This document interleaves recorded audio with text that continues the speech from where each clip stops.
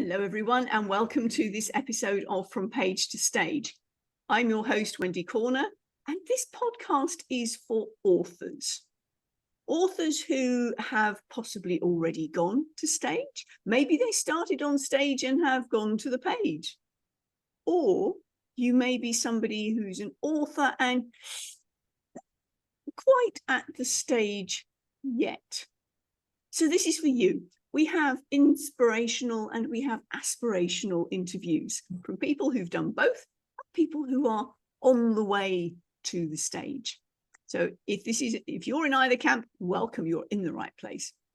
Now, today I have the absolute privilege of interviewing an amazing gentleman by the name of Jose Pereira. Angel Pereira. Angel Pereira. I wasn't quite sure if I'd get it right, so forgive me, the accent is not so good. Anyway, I know that. Jose, so we've got you, tell us a bit, because you know yourself far better than I do. Can you give our audience a kind of a snapshot of what brought you to this place in time now?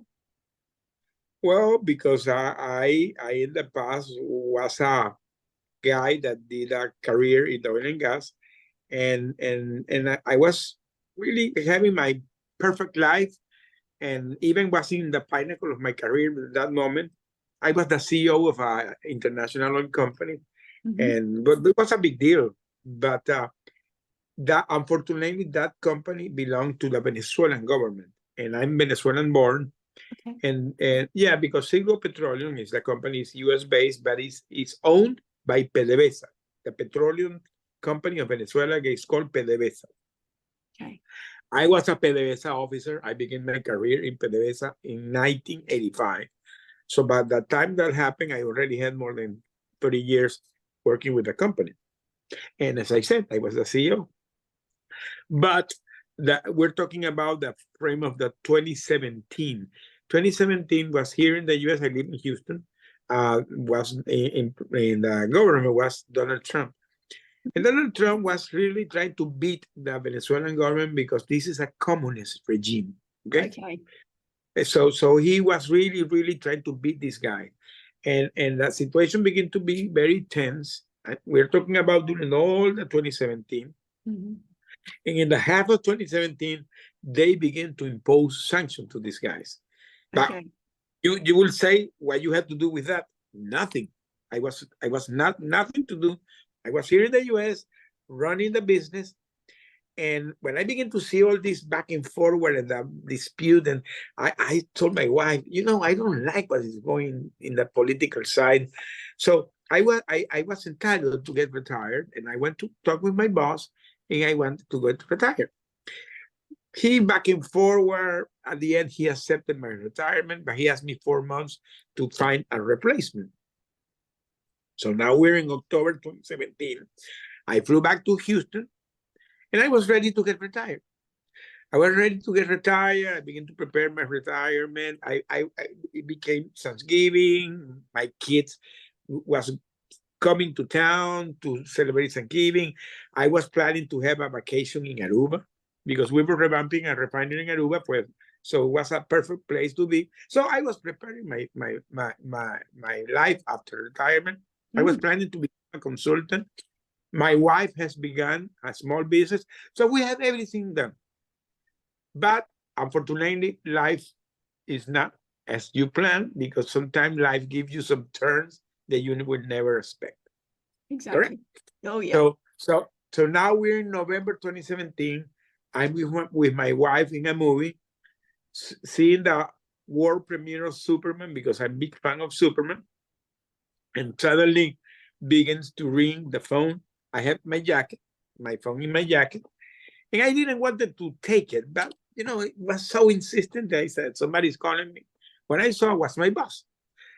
My boss I answered, and he began to yell to me because he said, hey, why you're not taking the phone? I'm a movie, my friend. But he told me you have to come tomorrow to Caracas. We have an urgent meeting here in Caracas. And I said, what's the topic?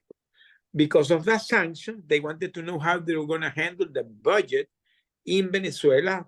PDVSA, maybe you don't know, but PDVSA was in some point the fifth oil and gas company of the world. I know that in Malaysia you have Petronas. Petronas was a partner of PDVSA. A lot of relation with Petronas. But because of this communist regime, PDVSA was not doing good. So they wanted to know how to handle the situation, and they wanted me to go and present a project that we were running. We were running and revamping a refinery in Aruba at the time. So long story short, the day after I was flying back to Caracas, I told my wife, but wait me that I will, because normally when I did this type of last minute trip, for me was normal. If I didn't see nothing wrong, I always flew to Caracas, 5-hour trip, and came back and stayed in the night. I was in my home. I fly in the corporate plane. So we did that. We went to Caracas with my 5 top executives, 6 guys flying to Caracas the other day. I do my presentation. The presentation was a very big meeting, almost 1,000 people. And big meeting.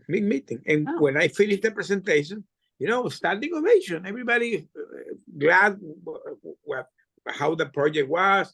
Everybody began to give me thanks, and so great that I say, wow, Jose, what a way to finish your career, Well, Wendy, few minutes after, they came like 20 guys with this. I always say they have Robocop outfits, very tall guys, all in black with a mask, very terrific mask with skeletons. And I say, who are these guys? With these very big guns, rifles. And I said, who is this guy?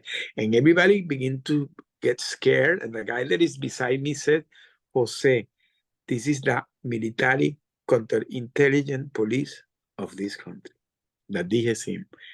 Why these guys are here? They are asking for you.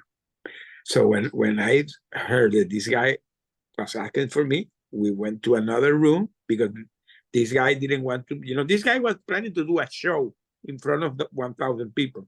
So they took me to a separate room with my 5 executives, and we were charged to be American spies. We were charged to have committed treason to the country. We were charged to have committed corruption, embezzlement, and they put us handcuffed.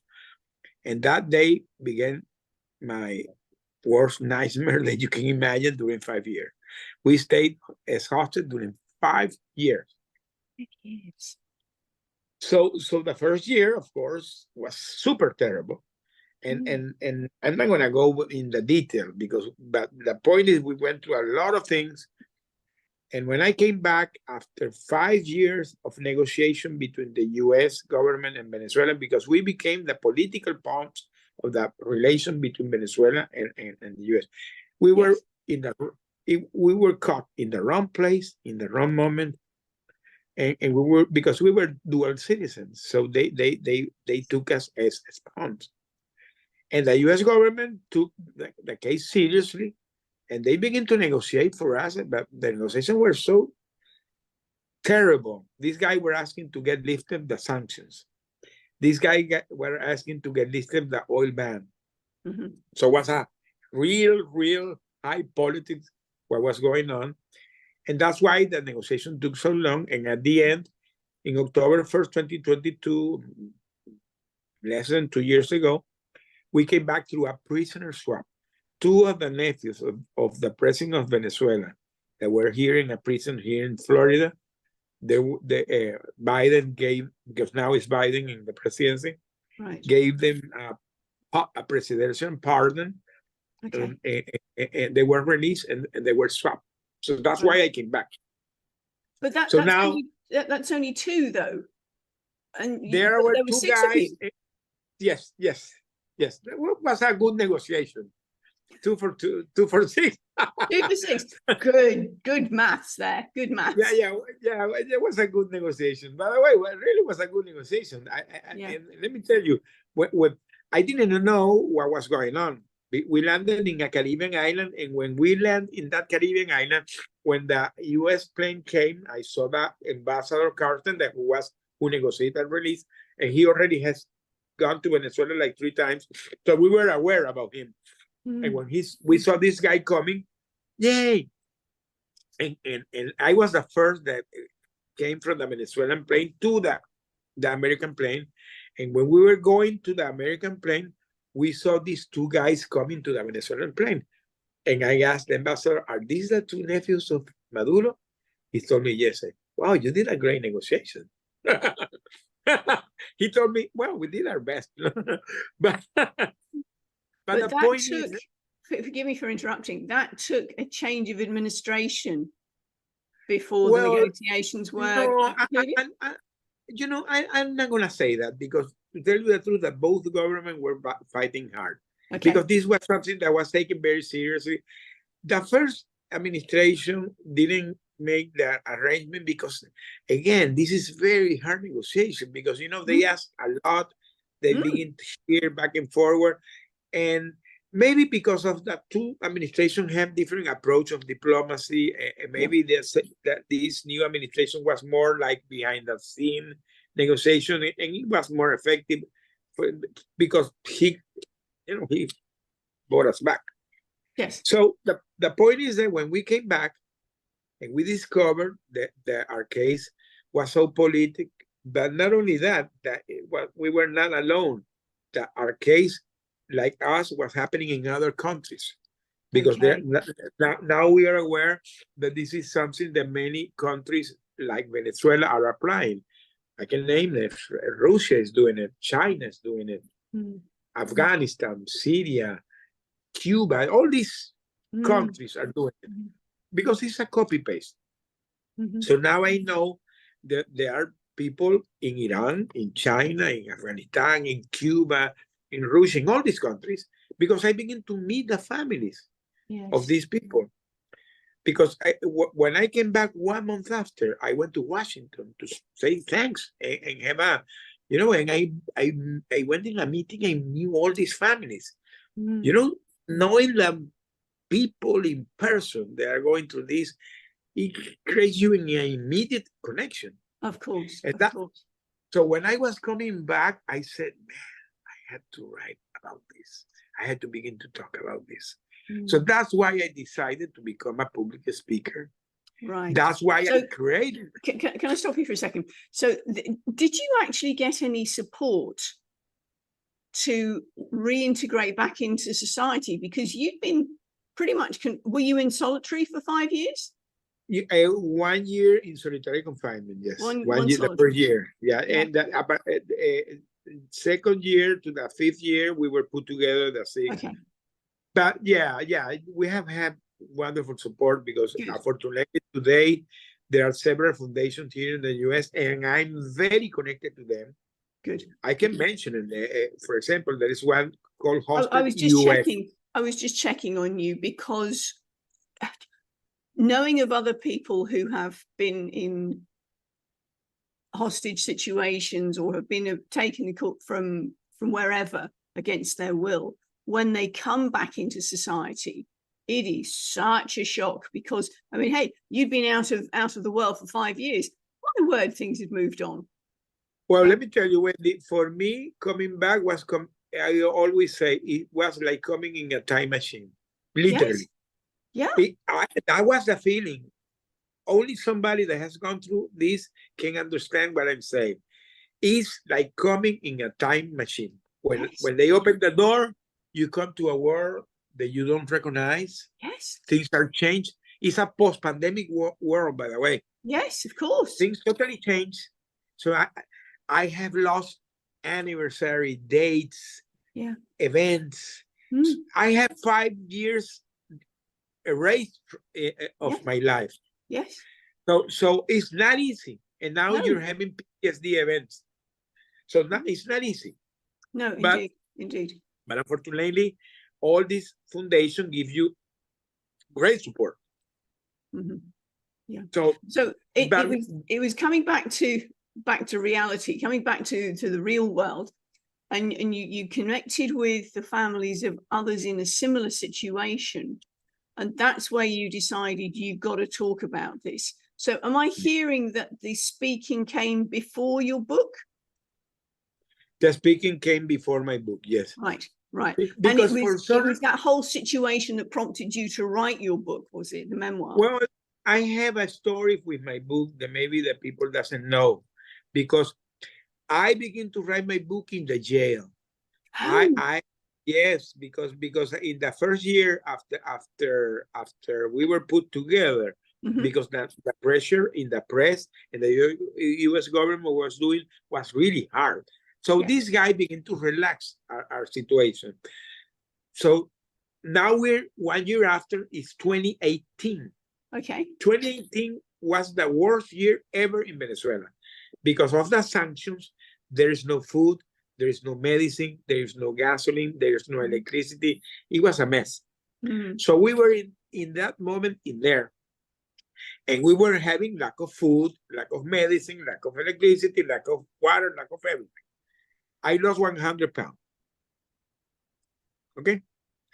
So I lost 100 pounds. 100 pounds, my friend, in almost 10 months, I lost 100 pounds. And my colleagues, one lost 60, the other lost 40, the other 50. All of us were skeletons. Yes, you must have. And we were having, pneumonia, bronchitis, scabies, a lot of issues. A lot of issues. So the pressure was so hard, even a commission of the UN flew to Venezuela.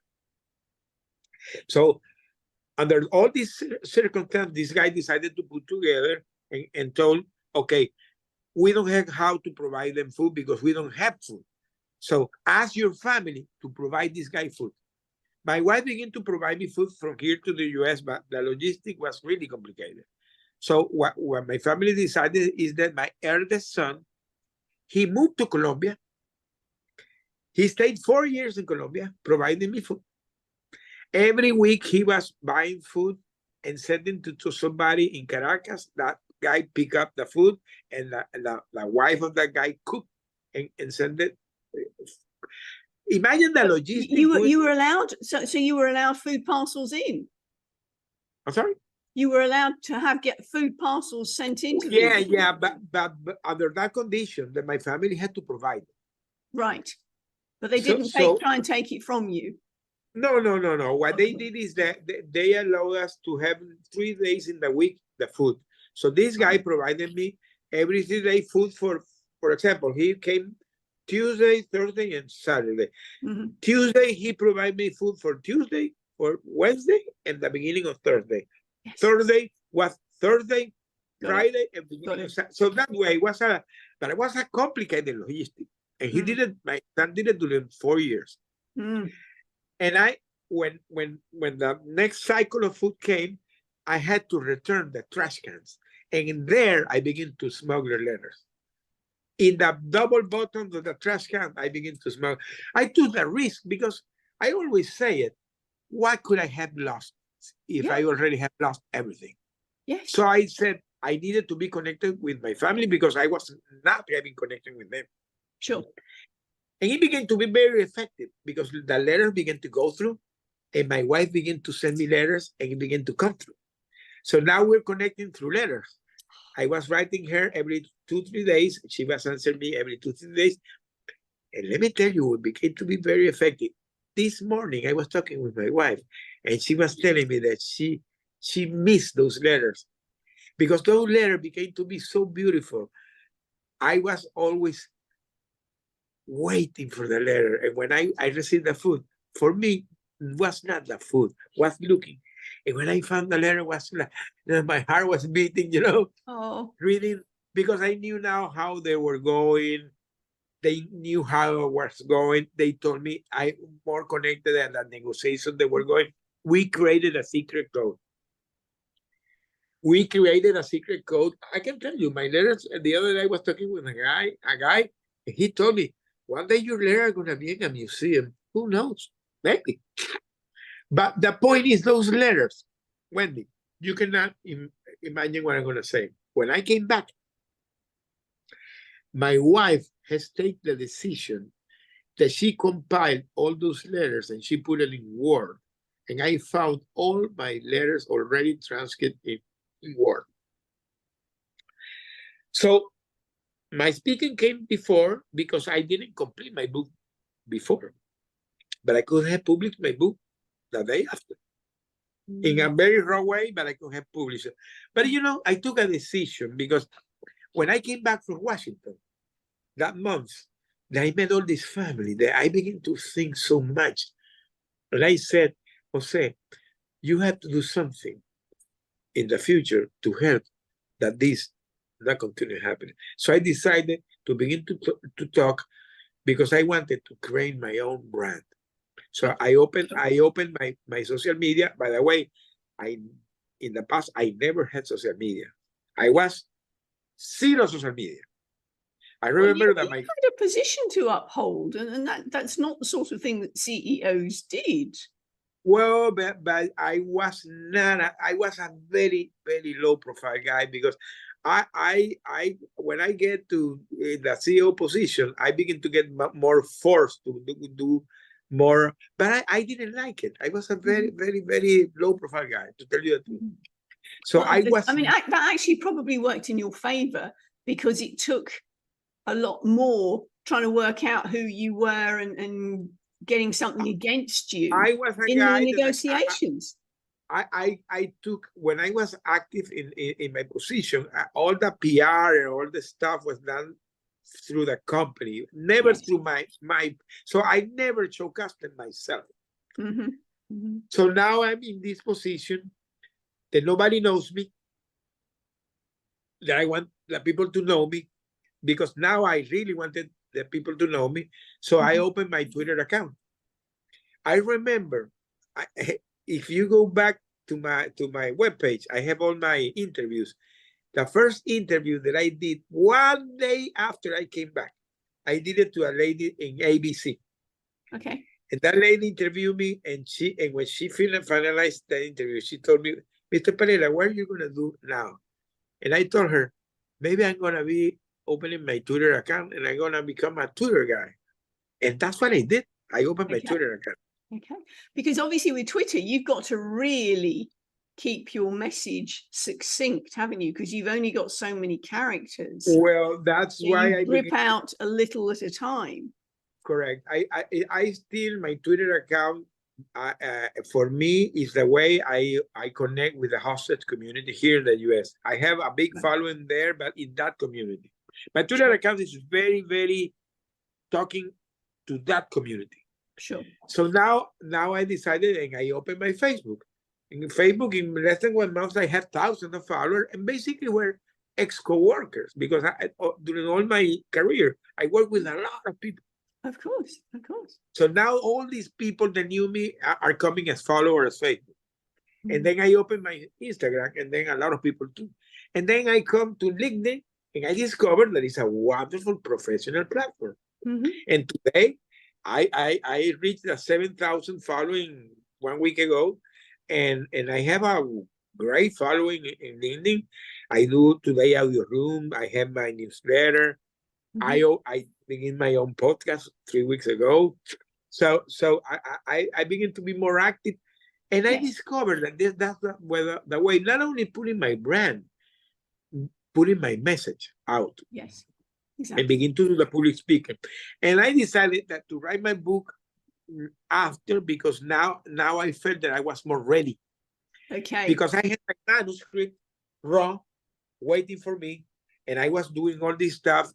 First, my healing process, my PTSD thing, all the process of that.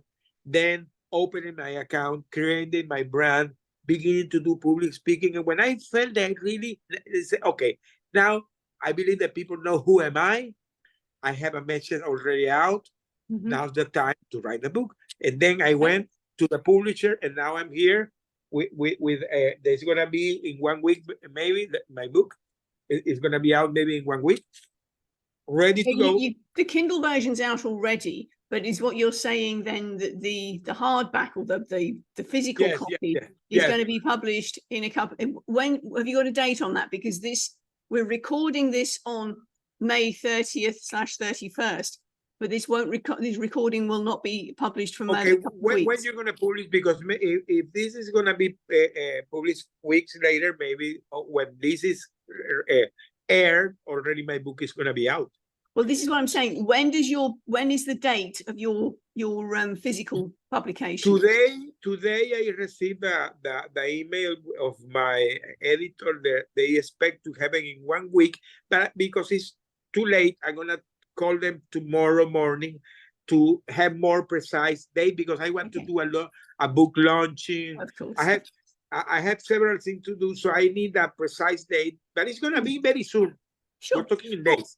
Audience, what we're going to do here is when the show notes are prepared, I will put in the links that Jose has already, and my show notes are dynamic. So as soon as Jose's got the date, the actual date, the show notes will change. So if this goes out before his release of the book, then come back again, check on it when it's there.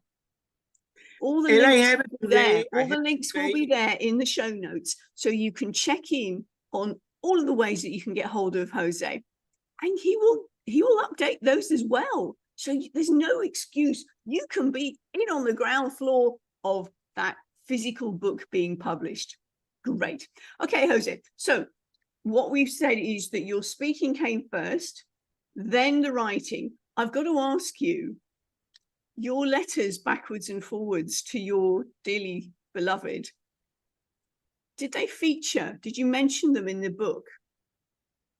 My book is based on those letters. I know it's based on them, but what I'm asking you is, did you reference that? Of course. I tell the story. I tell that complete story, how those letters began. It is a beautiful story. Because I was going to say that would be a second volume. If you could recreate, and you could almost do it like a diary with the different entries from both you and your wife, but that's for another thought. You know that the beauty of my letters, I really get love when I begin to revisit my letters, the manuscript, to edit it, because one of the things that I discovered, because the brain gives you some wild things. There were some episodes that I thought that I had been writing, and there were gaps. They were not there. I had to go back to them. Another thing that the last year, the negotiations, the U.S. began to go more seriously. So they begin to give us more phone calls. So in the last year, I stopped writing letters. So I did letters during 3 years. The first year, no letters, because we were in the nightmare. 3 years of letter, and the fifth year, no letters. So I had a gap to fill. So I needed to go back, and I sit down with my wife. But to tell you the truth, my wife was kind of my editor. Beautiful. And Beautiful. And when we went back both to revisit the letters, Wendy, we could not stop crying. I bet. Because there is so emotion there. I can tell you that people that are gonna read my book, my wife, she has read my book, I don't know how many times, and she always tell me, Jose, if the people that read your book doesn't cry, they're not human. This is why I was wondering, because you see, the story. You could actually have the written the transcripts of all of your letters, both forwards and backwards. Because I mean, presumably the ones from your wife, did she keep copies before she sent them to you? She kept the original, because the copy is the one that I received, and I destroyed it. Right. That's what I'm saying. Did she keep copies of it before she sent them? Oh yeah, of course, because she I have all the letters, mine and hers. We have everything. Love letters from confinement. Yes. There's a good title for you. Yes. Well, that's gonna be a second chapter. I was going to say, there's your second book, sir. There's your second book. That will be my second chapter, maybe, because many people get surprised. At the beginning, Wendy, I'm gonna be honest. When I begin to write those letters, I was not thinking in a book at the beginning. I was thinking that I could die, because my health was really in bad shape. So I was thinking more that I could die, and if I died, I wanted my wife at least to have a legacy, you know, that what happened to me. That was my first original intention. Sure. But there were two events that came to me that were like signs of God that I had to write my book. And I'm going to name it here. When I was a kid, I was like 14 years. I was a guy that I liked to read a lot. The first book I read in my life was a book of a Russian author called Fyodor Dostoevsky, Crime and Punishment. Mm-hmm. That was the first book I read in my life. And when I had the opportunity to read the book, I got so impressed all my life that when I got married with my wife, my first kid, I wanted to put him Rodion. Like Rodion Ramonovich Raskolnikov, the character of the book. And my wife didn't allow my son, my eldest son. His name is John, but he was going to be Rodion. Well, you know what happened? She vetoed that. She vetoed that. Good She for her. vetoed, yeah. And no, not only vetoed, she told me that if I put it, she would divorce. I mean business. Yes. So the first sign that I received in prison is the first book that allowed me to bring was Crime and Punishment. When I saw that book, when they opened the door and said, Mr. Pereira, you get authorized a book, and they put it in my hand. When I see Crime and Punishment, I said, this is not a coincidence. This is God telling me the story, because you don't know, I don't know if you're aware that Dostoevsky wrote that book in his mind when he was in jail. And when he was released, he wrote the book like 1 month after, and it became to me what that book is today. The second book that came to me was a book called Men in a Search of a Meaning of Viktor Frankl. Viktor Frankl, yes. And when I read that book, I said, this guy is talking to me. Mm-hmm. So these two books, for me, was like a sign of God telling me, you had to write your story. That's where I decided to convert my letters in a book. I began to think more serious that became a book. And let me tell you, I had the fortune that because I was in a jail with all the Venezuelan political prisoners. Oh, right. Yes, I was with all the Venezuelan political prisoners, and with me, and became one of my closest friends, one of the most famous journalists of Venezuela. I'm not going to name his name for respect. Sure. But he's the most famous journalist in Venezuela. He was my comrade.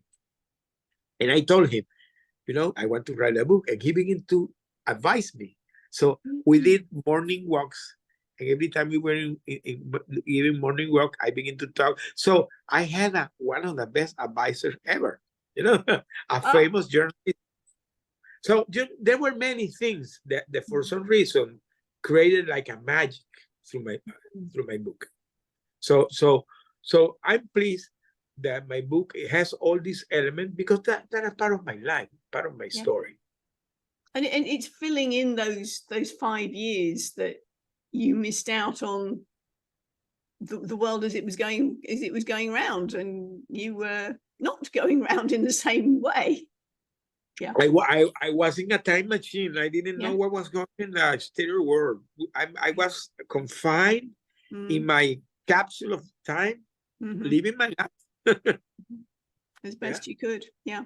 Okay. So Jose, what we've discovered then is that after you were released, thought your speaking was really what got going. Then you cogitated and thought about it and go, well, look, the book's already there. Get it out. And that came out this year, didn't it? Yes. Right. Yes. So when did you actually launch the Kindle version? Yes. Sorry, that dogs are barking because my wife came. Yeah. So you launched the Kindle version when? 2 weeks ago. 2 weeks ago. So that was the beginning of May. Yes. Okay. So the beginning of May 2024 is when the Kindle was launched, and we're aiming that the physical book is coming out first week, maybe second week of June. Correct. Yes, Got it. yes, Thank yes, you. correct. Thank you. So I know you kind of did things from this stage back to the page, but as I'm winding up here with you, Jose, I'm going to ask you, when you speak from stage, how do you embody the words that you knew even before the book was launched, those words that you knew were so important to you on the page? How do you translate that and speak it out from stage? Because I decided to talk about my speech, my keynote speech is called From Captivity to Freedom. So what I decided is to frame our situation, our survival skills that we because we created a survival plan being there.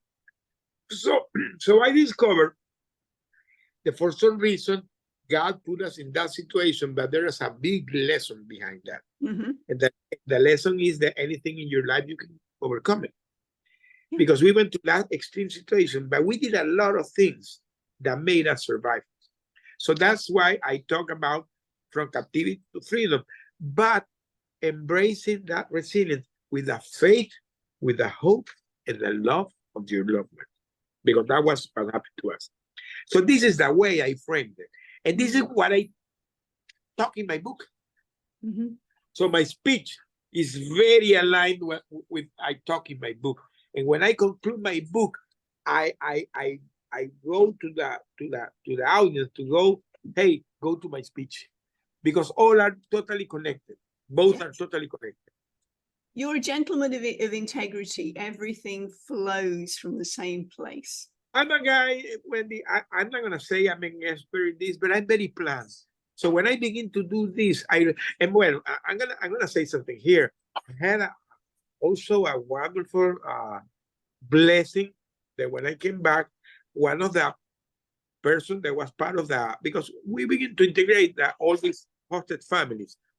And one of I met a lady, I'm not going to name her because, I forgot it. But I met this lady that she was making campaign for one of his family that was kept in another African country.